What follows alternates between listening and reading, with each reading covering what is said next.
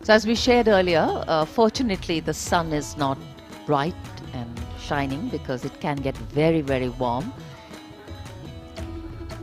And here at the arrival at Red Fort, the Prime Minister's carcade.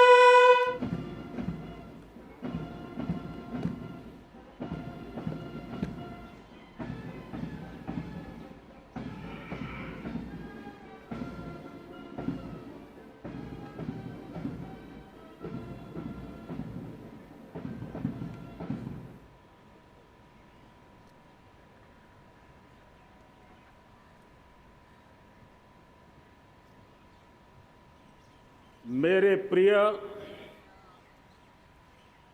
140 crore परिवारजन,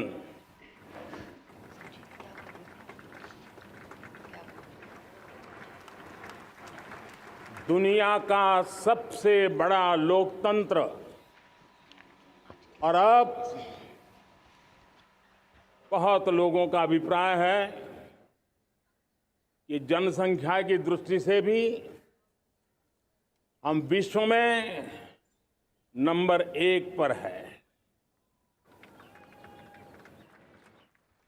इतना बड़ा विशाल देश,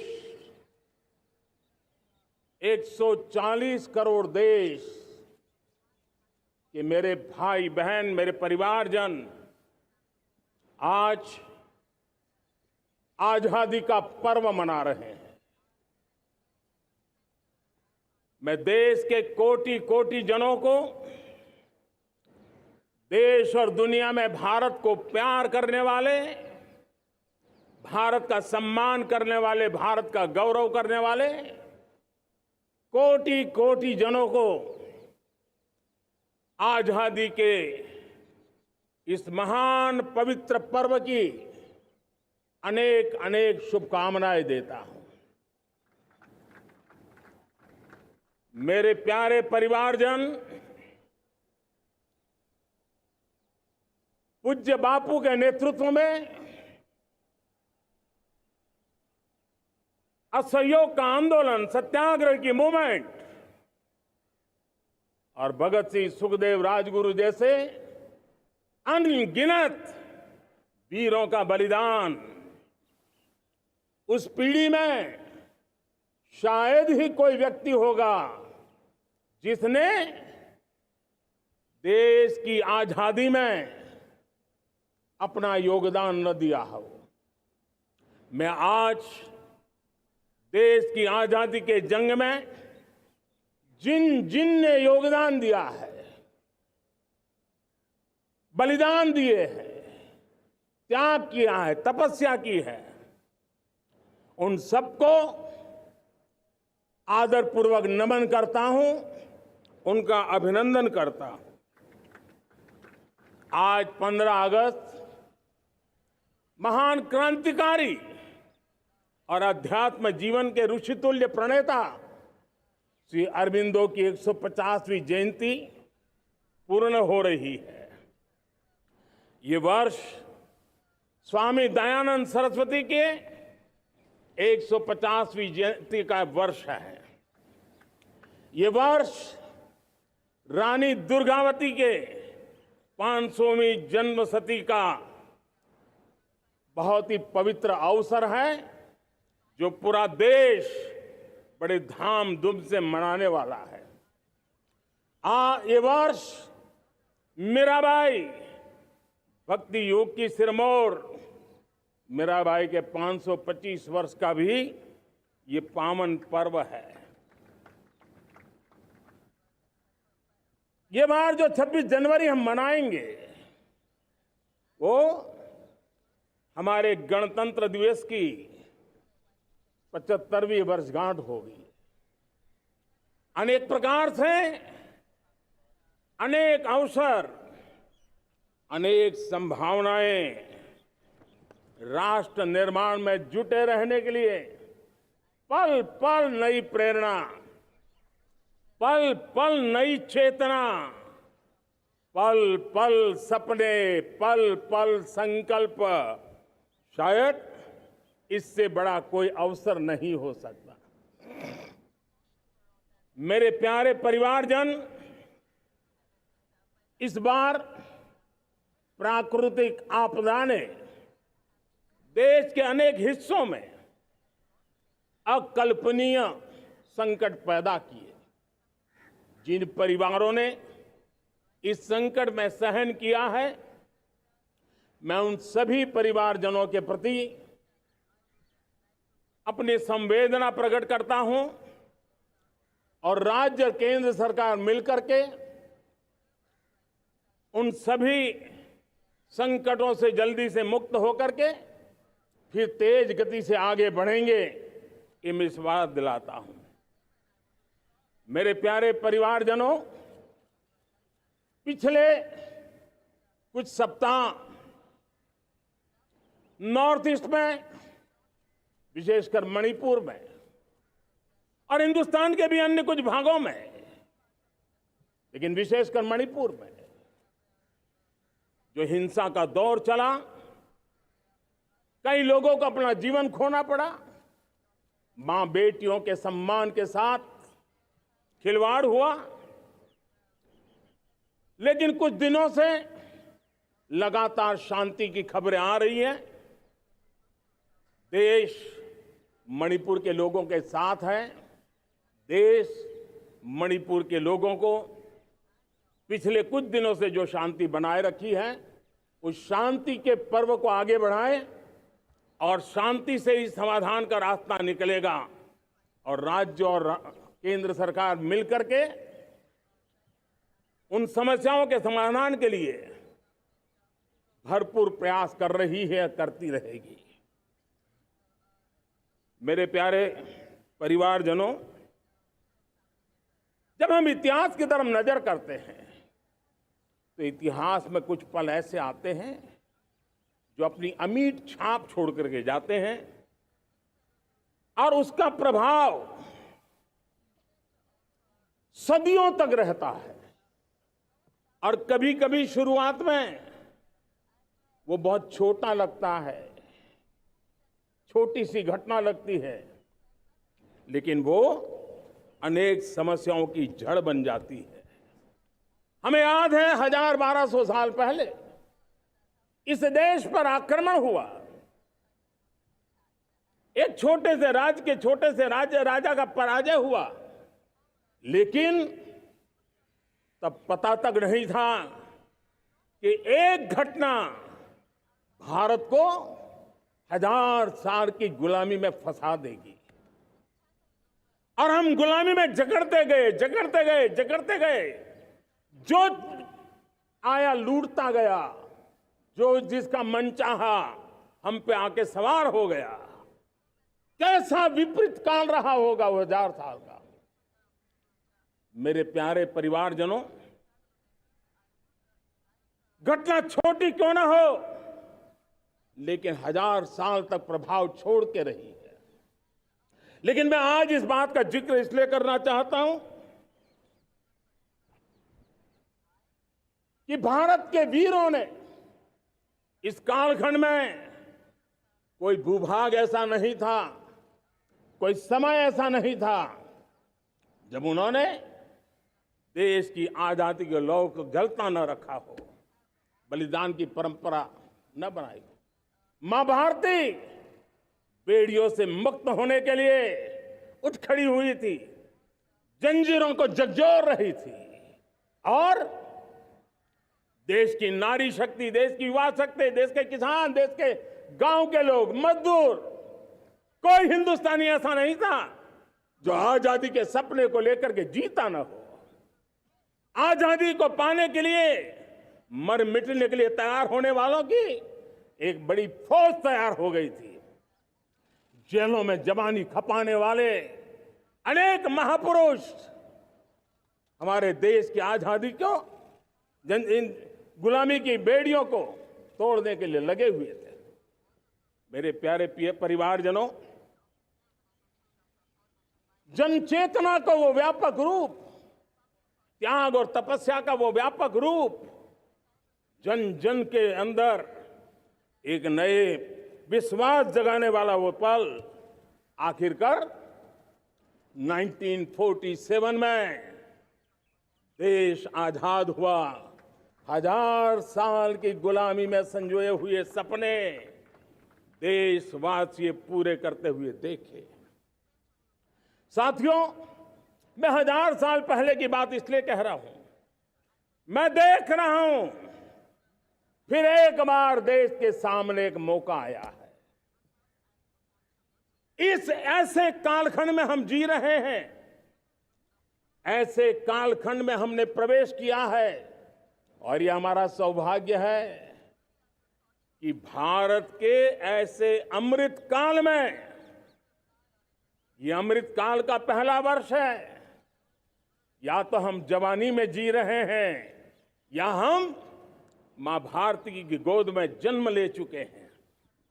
और ये कालखंड, मेरे शब्द लिख करके रखिए मेरे प्यारे परिवारजनों, इस कालखंड में जो हम करेंगे, जो कदम उठाएंगे, जितना त्याग करेंगे, तपस्या करेंगे, सर्वजन हिताय सर्वजन सुखाय, एक के बाद एक फैसले लेंगे, आने वाले 1000 साल का देश का स्वर्णिम इतिहास उससे अंकुरित होने वाला है। इस कालखंड में होने वाली घटनाएं आगामी 1000 साल के लिए इसका प्रभाव पैदा करने वाली है। गुलामी की मानसिकता से बाहर निकला हुआ देश पंच प्राण को समर्पित होकर के एक नए आत्मविश्वास के साथ आज आगे बढ़ रहा है। नए संकल्पों को सिद्ध करने के लिए वो जी जान से जुड़ रहा है। मेरी भारत माता, जो कभी ऊर्जा का सामर्थ्य था लेकिन राख के ढेर में दबी पड़ी थी, वो भारत मां 140 करोड़ देशवासियों के पुरुषार्थ है, उनकी चेतना से, उनकी ऊर्जा से फिर एक बार जागृत हो चुकी है। मां भारती जागृत हो चुकी है और मैं साफ देख रहा हूं दोस्तों, यही कालखंड है। पिछले 9-10 साल हमने अनुभव किया है, विश्व भर में भारत की चेतना के प्रति, भारत के सामर्थ्य प्रति एक नया आकर्षण, नया विश्वास, नई आशा पैदा हुई है। और ये प्रकाश पुंज जो भारत से उठा है, वो विश्व को उसमें अपने लिए ज्योति नजर आ रही है। विश्व को एक नया विश्वास पैदा हो रहा है। हमारा सौभाग्य है, कुछ ऐसी चीजें हमारे पास हैं जो हमारे पूर्वजों ने हमें विरासत में दी है और वर्तमान कालखंड ने गढ़ी है। आज हमारे पास डेमोग्राफी है, आज हमारे पास डेमोक्रेसी है, आज हमारे पास डाइवर्सिटी है। डेमोग्राफी, डेमोक्रेसी और डाइवर्सिटी की ये त्रिवेणी भारत के हर सपने को साकार करने का सामर्थ्य रखती है। आज पूरे विश्व में वहां देशों की उम्र ढल रही है, ढलाव पर है, तब भारत युवान की तरफ ऊर्जावान होकर के बढ़ रहा है।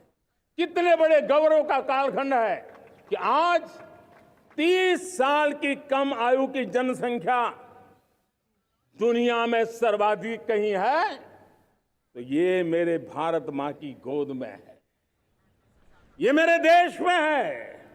और 30 साल से कम उम्र की नौजवान हो मेरे देश के पास हो, कोटि कोटि भुजाएं हो, कोटि कोटि मस्तिष्क हो, कोटि कोटि सपने, कोटि कोटि संकल्प हो, तो भाइयों बहनों, मेरे प्रिय परिवारजनों, हम इच्छित परिणाम प्राप्त करके रह सकते हैं। मेरे प्यारे परिवारजनों, देश का भाग्य ऐसी घटनाएं बदल देती है, यह सामर्थ्य देश के भाग्य को बदल देता है। भारत 1000 साल की गुलामी और आने वाले 1000 साल के भव्य भारत के बीच में पड़ाव पर हम खड़े हैं। एक ऐसी संधि पर खड़े हैं और इसलिए अब हमें न रुकना है न दुविधा में जीना है। मेरे प्यारे प्रिय परिवारजनों,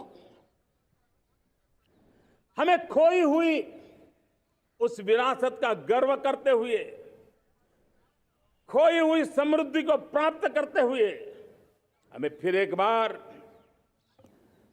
और ये बात मान के चले, हम जो भी करेंगे, हम जो भी कदम उठाएंगे, हम जो भी फैसला लेंगे, वो अगले 1000 साल तक अपनी दिशा निर्धारित करने वाला है, भारत के भाग्य को लिखने वाला है।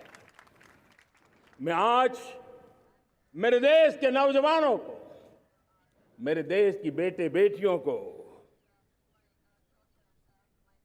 ये जरूर कहना चाहूंगा, जो सौभाग्य आज मेरे युवाओं को मिला है, ऐसा सौभाग्य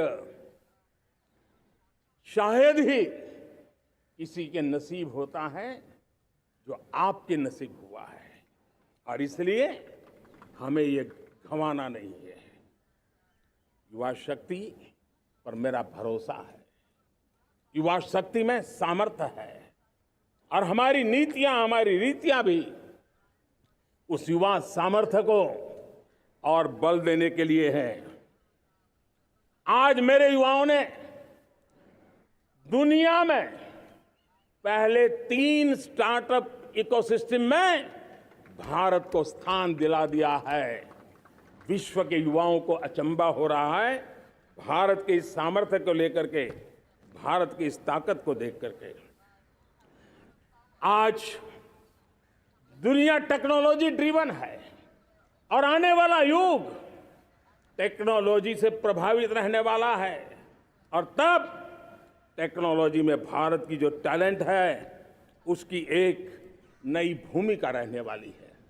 साथियों, मैं पिछले दिनों G20 समिट में बाली गया था, और बाली में दुनिया के समृद्ध देश, दुनिया के विकसित देश भी, उनके मुखिया मुझे भारत की डिजिटल इंडिया की सफलता के लिए बारीकियों से जानने के लिए इच्छुक थे। हर कोई इसका सवाल पूछता था, और जब मैं उनको कहता था कि भारत ने जो कमाल किया है ना, वो दिल्ली, मुंबई, चेन्नई तक सीमित नहीं है। भारत ने जो कमाल कर रहा है, मेरे टियर 2, टियर 3 सिटी के युवा भी आज मेरे देश का भाग्य गढ़ रहे हैं, छोटे छोटे स्थान के मेरे नौजवान। और मैं आज बड़े विश्वास से कहता हूं, देश का ये जो सामर्थ्य नया नजर आ रहा है, और इसलिए मैं कहता हूं, हमारे छोटे शहर आकार और आबादी में छोटे हो सकते हैं। ये हमारे छोटे छोटे शहर, हमारे कस्बे आकार और आबादी में छोटे हो सकते हैं, लेकिन आशा और आकांक्षा, प्रयास और प्रभाव वो किसी से कम नहीं है। वो सामर्थ्य उनके अंदर है। नए ऐप्स, नए सॉल्यूशन, टेक्नोलॉजी, डिवाइस। अब खेलों की दुनिया देखिए, कौन बच्चे हैं? झुग्गी झोंपड़ी से निकले हुए बच्चे आज खेलों की दुनिया में पराक्रम दिखा रहे हैं।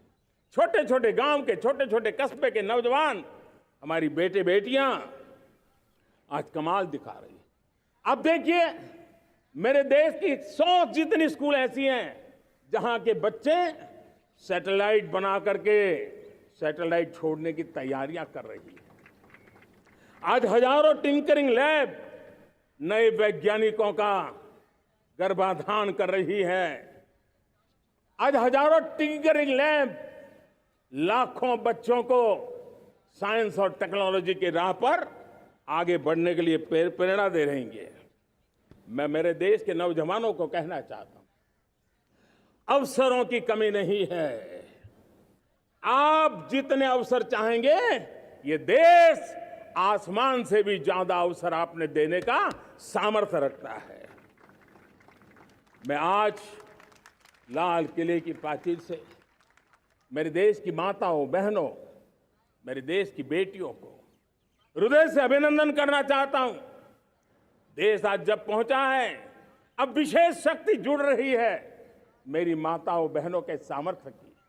आज देश प्रगति की राह पर चल पड़ा है, तो मैं मेरे किसान भाई बहनों का भी अभिनंदन करना चाहता हूं। ये आप ही का पुरुषार्थ है, ये आप ही का परिश्रम है कि देश आज कृषि क्षेत्र में आगे बढ़ रहा है। मैं मेरे मजदूरों का, मेरे श्रमिकों का, मेरे प्रिय परिवारजन, ऐसे कोटि कोटि श्रमिकों को आज मैं नमन करता हूं, उनका अभिनंदन कर रहा हूं। देश आज जो आधुनिकता की ओर बढ़ रहा है, विश्व की तुलना करने वाले सामर्थ्य के साथ नजर आ रहा है, उसके पीछे मेरे देश के मजदूरों का, मेरे देश के श्रमिकों का बहुत बड़ा योगदान है। आज समय कहता है कि लाल किले की प्राचीर से मैं उनका अभिनंदन करूं, उनका अभिवादन करूं। और ये मेरे परिवारजन, 140 करोड़ देशवासी, मेरे इन श्रमिकों का, रेहड़ी पटरी वालों का, फूल सब्जी बेचने वालों का हम सम्मान करते हैं। मेरे देश को आगे बढ़ाने में, मेरे देश को प्रगति की नई ऊंचाई पर ले जाने में प्रोफेशनल्स की बहुत बड़ी भूमिका है, बढ़ती रही है। चाहे साइंटिस्ट हो, चाहे इंजीनियर्स हो, डॉक्टर्स हो, नर्सिस हो, शिक्षक हो, आचार्य हो, यूनिवर्सिटीज हो, गुरुकुल हो, हर कोई मां भारती का भविष्य उज्जवल बनाने के लिए अपनी पूरी ताकत से लगा हुआ है। मेरे प्यारे परिवारजनों, राष्ट्रीय चेतना वो एक ऐसा शब्द है जो हमें चिंताओं से मुक्त कर रहा है। और आज वो राष्ट्रीय चेतना ये सिद्ध कर रही है कि भारत का सबसे बड़ा सामर्थ्य बना है भरोसा, भारत का सबसे बड़ा सामर्थ्य बना है विश्वास। जन जन में हमारा विश्वास, जन जन का सरकार पर विश्वास, जन जन का देश के उज्जवल भविष्य पर विश्वास, और विश्व का भी भारत के प्रति विश्वास। ये विश्वास हमारी नीतियों का है, हमारी रीति का है। भारत के उज्जवल भविष्य को जिस निर्धारित मजबूत कदमों से हम आगे बढ़ा रहे हैं, उसका है। भाइयों बहनों, मेरे प्यारे परिवारजनों, ये बात निश्चित है कि भारत का सामर्थ्य और भारत की संभावनाएं विश्वास की नई बुलंदियों को पार करने वाली है। और ये विश्वास की नई बुलंदियां नए सामर्थ्यों को लेकर के चलनी चाहिए रही है। आज देश में G20 समिट के मेहमान नवाजी का भारत को अवसर मिला है। अब पिछले एक साल से हिंदुस्तान के हर कोने में जिस प्रकार से G20 के अनेक ऐसे आयोजन हुए, अनेक कार्यक्रम हुए हैं, उसने देश के सामान्य मानवी के सामर्थ्य को विश्व को परिचित करा दिया है, भारत की विविधता का परिचय कराया है, भारत की डायवर्सिटी को दुनिया अचंभे से देख रही है, और उसके कारण भारत के तरफ आकर्षण बढ़ा है, भारत को जानने की, समझने की इच्छा जगी है। उसी प्रकार से आप देखिए एक्सपोर्ट, आज भारत का एक्सपोर्ट के तेजी से बढ़ रहा है। और मैं कहना चाहता हूं, दुनिया के एक्सपर्ट्स इन सारे मानदंडों के आधार पर कह रहे हैं कि अब भारत रुकने वाला नहीं है। दुनिया की कोई भी रेटिंग एजेंसी होगी, वो भारत का गौरव कर रही है। कोरोना काल के बाद दुनिया एक नए सिरे से सोचने लगी, और मैं विश्वास से देख रहा हूं कि जिस प्रकार से द्वितीय महायुद्ध के बाद, द्वितीय विश्व युद्ध के बाद दुनिया ने एक नया वर्ल्ड ऑर्डर आकार लिया था, मैं साफ साफ देख रहा हूं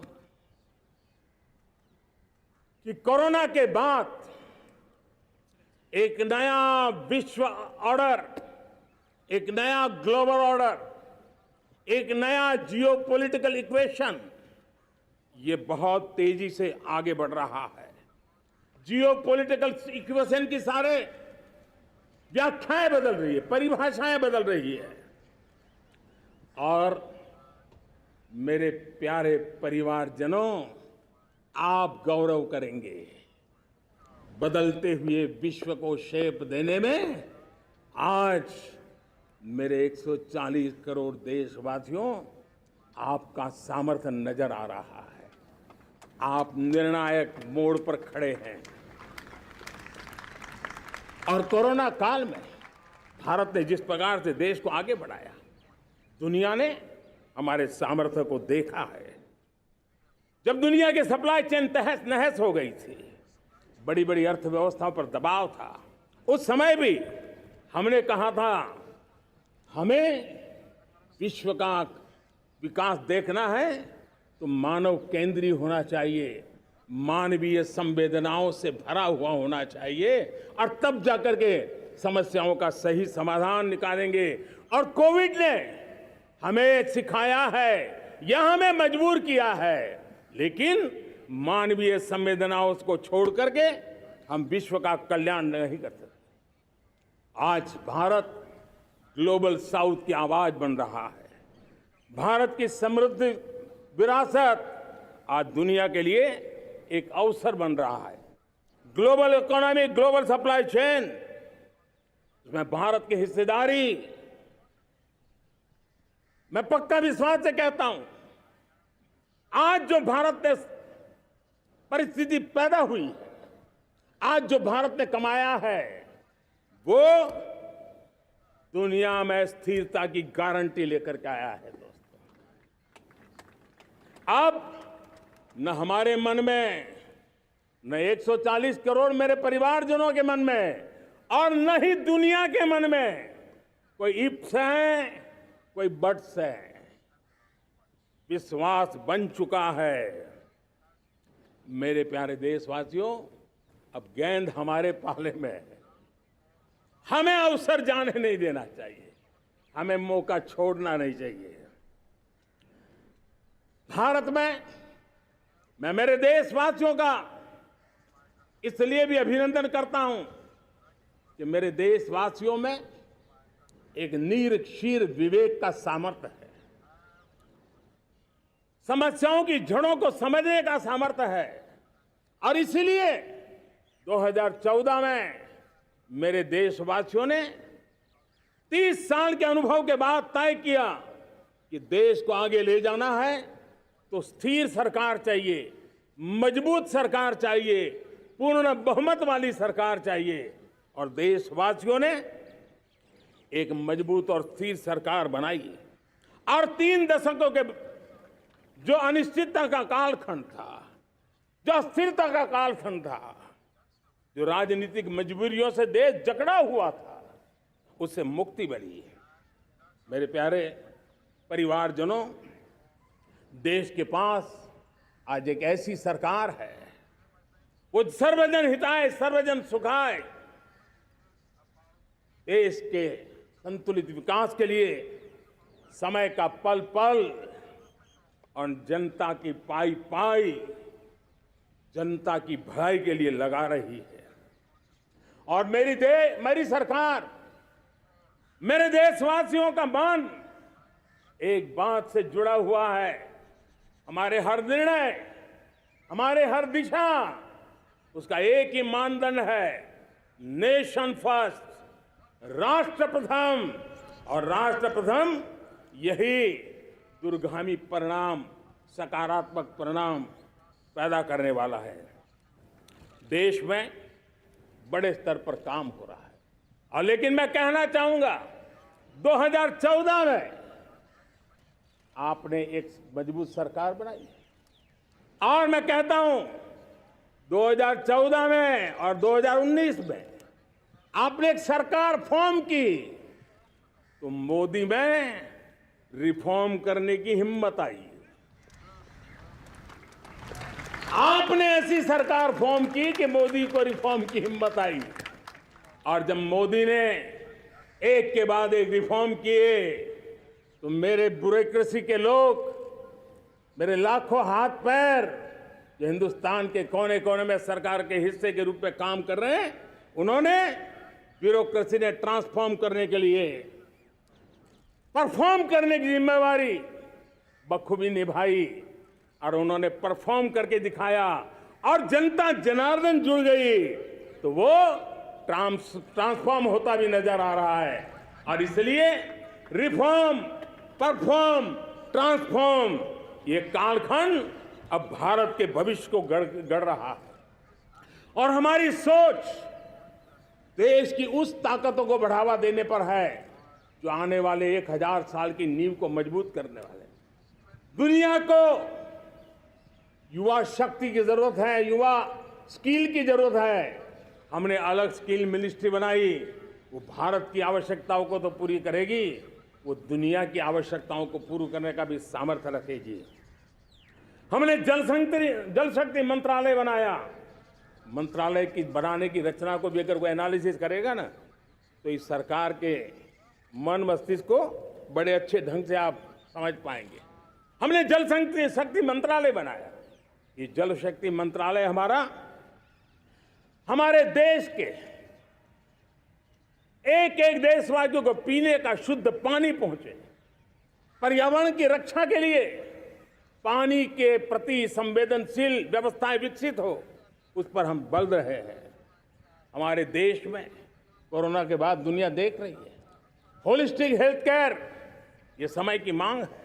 हमने अलग आयुष मंत्रालय बनाया और योग और आयुष आज दुनिया में अपना परचम लहरा रहे हैं। हमने दुनिया को हमारे कमिटमेंट के कारण विश्व का हमारे प्रति ध्यान गया है। अगर हम ही हमारे इस सामर्थ्य को नकार देंगे तो फिर दुनिया कैसे स्वीकार करेगी। लेकिन जब मंत्रालय बना तो दुनिया को भी उसका मूल्य समझने आया। मत्स्य पालन, हमारा इतना बड़ा समुद्री तट, हमारे कोटि कोटि मछुआरे भाई बहन, उनका कल्याण भी हमारे दिलों में है। और इसलिए हमने अलग से मत्स्य पालन को लेकर के, पशुपालन को लेकर के, डेयरी को लेकर के अलग मंत्रालय की रचना की, ताकि समाज के जिस वर्ग के लोग पीछे रह गए उनको हम साथ लें। देश में सरकारी अर्थव्यवस्था के हिस्से होते हैं, लेकिन समाज की अर्थव्यवस्था का एक बड़ा हिस्सा है कोऑपरेटिव मूवमेंट। उसको बल देने के लिए, उसको आधुनिकता लाने के लिए और देश के कोने कोने में लोकतंत्र की एक सबसे बड़ी इकाई को मजबूत करने के लिए हमने अलग कोऑपरेटिव मंत्रालय बनाया और वो हमारी सहकारी संस्थाएं उसका जाल बिछा रहा है, ताकि गरीब से गरीब की वहां सुनवाई हो, उसकी आवश्यकताओं की पूर्ति हो और वो भी राष्ट्र के विकास की योगदान में एक छोटी इकाई का हिस्सा बनकर के उसमें वो योगदान दे रखें। हमने सहकार से समृद्धि का रास्ता अपनाया है। मेरे प्यारे परिवारजनों, जब हम लोग 14 में आए थे तो हम वैश्विक अर्थव्यवस्था में 10वें नंबर पर थे और आज 140 करोड़ देशवासियों का पुरुषार्थ रंग लाया है कि हम विश्व की अर्थव्यवस्था में 5वें नंबर पर पहुंच चुके हैं। और ये ऐसे ही नहीं हुआ है। जो एक भ्रष्टाचार का राक्षस देश को दबोचे हुए थे, लाखों करोड़ के घोटाले अर्थव्यवस्था को डामाडोल कर रहे थे, गवर्नेंस फ्रेजाइल फाइल में देश की पहचान होने लगी थी, लीकेजेस को हमने बंद किया, मजबूत अर्थव्यवस्था बनाई, हमने गरीब कल्याण के लिए ज्यादा से ज्यादा धन खर्चने का प्रयास किया। और आज मैं देशवासियों को बताना चाहता हूं कि जब देश आर्थिक रूप से समृद्ध होता है तो सिर्फ तिजोरी नहीं भरती है, देश का सामर्थ्य बढ़ता है, देशवासियों का सामर्थ्य बढ़ता है। और तिजोरी का पाई पाई अगर ईमानदारी से जनता जनार्दन के लिए खर्च करने का संकल्प लेने वाली सरकार हो तो परिणाम के साथ है मैं 10 साल का हिसाब तिरंगे की साक्षी में लाल किले की प्राचीर से मेरे देशवासियों को दे रहा हूं। आंकड़े देख करके आपको लगेगा इतना बड़ा बदलाव, इतना बड़ा सामर्थ्य। 10 साल पहले राज्यों को 30 लाख करोड़ रुपए भारत सरकार की तरफ से जाते थे। पिछले 9 साल में यह आंकड़ा 100 लाख करोड़ पर पहुंचा है। पहले स्थानीय निकाय के विकास के लिए भारत सरकार के खजाने से 70,000 करोड़ रुपया जाता था। आज वो 3 लाख करोड़ से भी ज्यादा जा रहा है।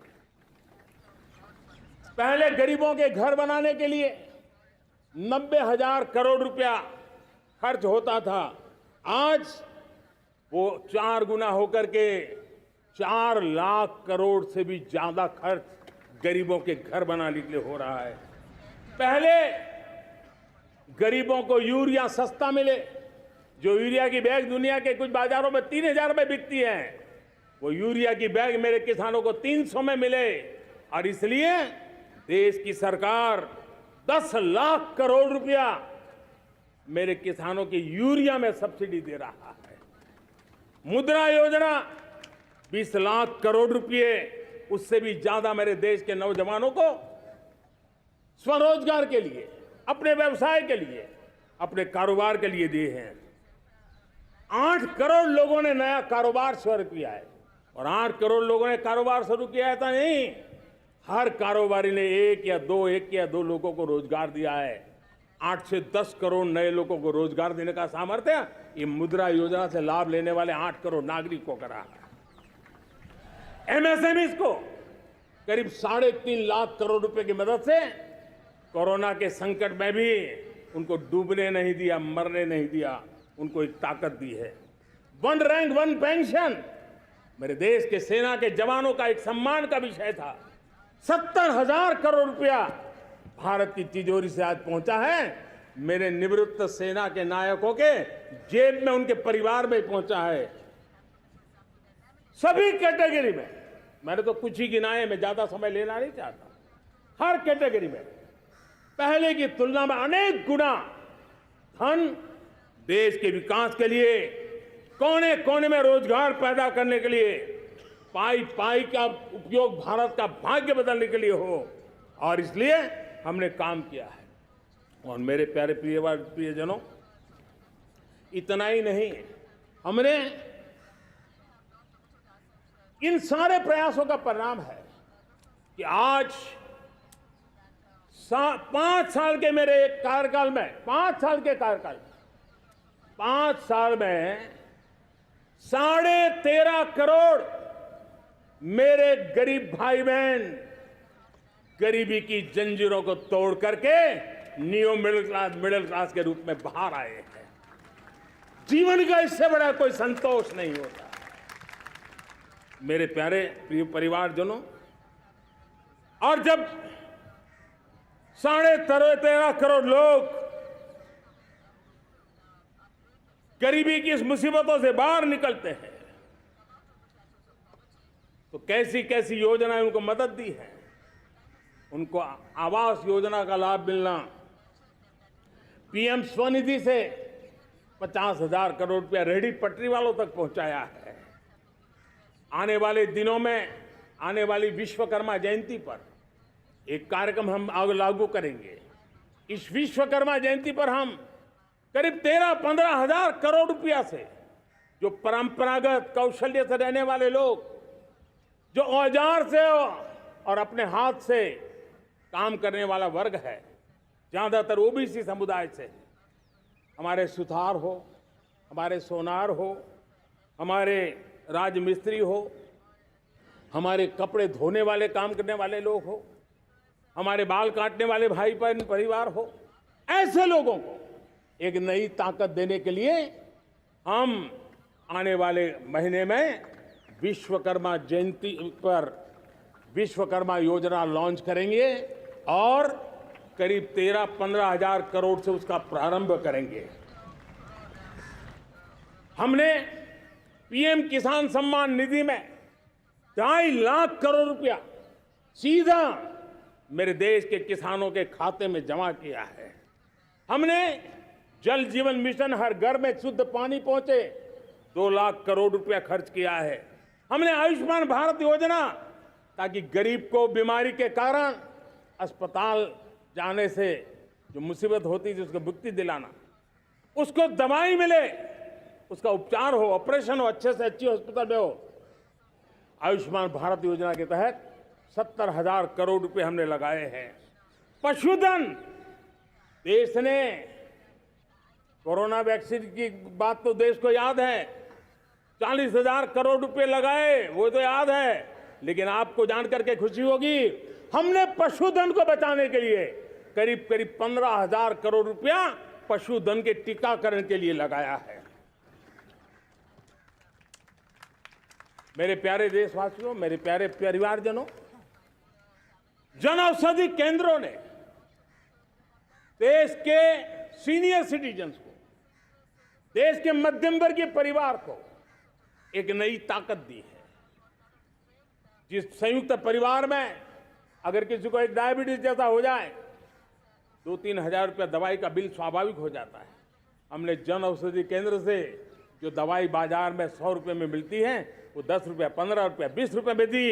और आज देश में 1,000 जन औषधि केंद्रों से मेरे इन बीमारी में जिनको दवाई की जरूरत थी, ऐसे लोगों के करीब 20,000 करोड़ रुपया उनके जेब में बचा है।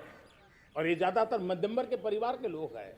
लेकिन आज उसकी सफलता को देखते हुए मैं देशवासियों को कहना चाहता हूं, जैसे हम एक विश्वकर्मा योजना लेकर के समाज के उस वर्ग को छूने वाले हैं, अब देश में 10,000 जन औषधि केंद्र से हम 25,000 जन औषधि केंद्र का लक्ष्य लेकर के आने वाले दिनों में काम करने वाले हैं। मेरे प्यारे परिवारजनों, जब देश में गरीबी कम होती है तो देश की मध्यम वर्ग की ताकत बहुत बढ़ती है।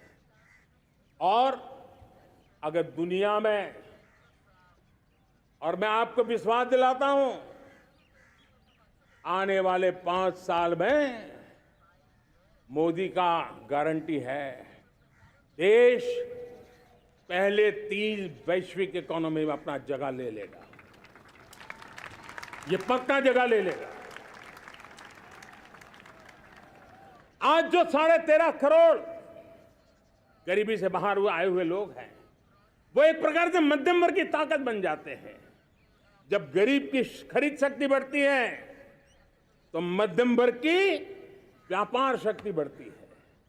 जब गांव की खरीद शक्ति बढ़ती है तब कस्बे और शहर की आर्थिक व्यवस्था और तेज गति से दौड़ती है। और यही इंटरकनेक्टेड हमारा अर्थचक्र होता है। हम उसको बल लेकर के आगे चलना चाहते हैं। मेरे प्यारे परिवारजनों, शहर के अंदर जो कमजोर लोग रहते हैं, बिना घर को मुसीबत रहती है, मध्यम वर्ग के परिवार अपना खुद का घर का सपना देख रहे हैं, हम उसके लिए भी आने वाले कुछ सालों के लिए एक योजना लेकर के आ रहे हैं। और जिसमें ऐसे मेरे परिवारजन जो शहरों में अपना घर, शहरों में रहते हैं लेकिन किराए के मकान पे रहते हैं, झुग्गी झोपड़ी में रहते हैं, चाल में रहते हैं, अनऑथराइज्ड कॉलोनीज में रहते हैं, ऐसे मेरे परिवारजन अगर अपना मकान बनाना चाहते हैं तो बैंक से जो लोन मिलेगा उसके ब्याज के अंदर राहत देकर के लाखों रुपयों की मदद करने का हमने निर्णय किया है। मेरे मध्यम वर्ग के परिवार को जब 2 लाख से 7 लाख इनकम टैक्स की सीमा बढ़ जाती है तो सबसे बड़ा लाभ सैलरी क्लास को होता है, मेरे मध्यम वर्ग को होता है। इंटरनेट का डेटा बहुत महंगा था 2014 के पहले, आज दुनिया का सबसे सस्ता इंटरनेट का डेटा का खर्चा हो रहा है। हर परिवार के पैसे बच रहे हैं। मेरे प्यारे परिवारजनों, विश्व कोरोना के बाद अभी तक उभर नहीं पाया है। युद्ध ने फिर एक नई मुसीबत पैदा की है। आज दुनिया महंगाई के संकट से जूझ रही है। पूरी दुनिया की अर्थव्यवस्था को महंगाई ने दबोच के रखा है। हम भी दुनिया से जिन सामान की जरूरत होती है लाते हैं, तो हमें सामान तो इंपोर्ट करते हैं। हमारा दुर्भाग्य है कि हमें महंगाई भी इंपोर्ट करनी पड़ती है, क्योंकि पूरी दुनिया को महंगाई ने जकड़ के रखा है। लेकिन मेरे प्यारे परिवारजनों, भारत ने महंगाई को नियंत्रित रखने के लिए भरसक प्रयास किए हैं। पिछले कालखंड की तुलना में हमें कुछ सफलता भी मिली है, लेकिन इतने से संतोष नहीं मान सकते। दुनिया से हमारी चीजें अच्छी है, इतने बात से हम सोच नहीं सकते। मुझे तो मेरे देशवासियों को महंगाई की बोझ कम से कम हो, इस दिशा में और भी कदम उठाने हैं, और हम उस कदम को उठा के रहेंगे। मेरा प्रयास निरंतर जारी रहेगा। मेरे प्यारे परिवारजनों, आज देश अनेक क्षमताओं को लेकर के आगे बढ़ रहा है। देश आधुनिकता की तरफ आगे बढ़ने के लिए काम कर रहा है। आज देश रिन्यूएबल एनर्जी पे काम कर रहा है। आज देश ग्रीन हाइड्रोजन पे काम कर रहा है। देश की स्पेस पे क्षमता बढ़ रही है, तो देश की डीप सी मिशन में भी सफलता के साथ आगे चल रहा है। देश में रेल आधुनिक हो रही है, तो वंदे भारत बुलेट ट्रेन भी आज देश के अंदर काम कर रही है। गांव गांव पक्की सड़कें बन रही है, तो इलेक्ट्रिक बसें, मेट्रो की रचना भी आज देश में हो रहे हैं। आज गांव गांव तक इंटरनेट पहुंच रहा है, तो क्वांटम कंप्यूटर के लिए भी देश तय कर रहता है। नैनो यूरिया, नैनो डीएपी, उस पर काम हो रहा है, तो दूसरी तरफ जैविक खेती पर भी हम बल दे रहे हैं। आज किसान उत्पादक संघ एफपीओ का निर्माण हो रहा है, तो हम सेमीकंडक्टर का भी निर्माण करने के लिए चाह रहे हैं। हम दिव्यांग जनों के लिए एक सुगम भारत के निर्माण के लिए काम करते हैं, तो हम पैरालंपिक में भी हिंदुस्तान का तिरंगा झंडा गाड़ने के लिए मेरे दिव्यांग जनों को सामर्थ्यवान बना रहे हैं। हम खिलाड़ियों को स्पेशल ट्रेनिंग दे रहे हैं।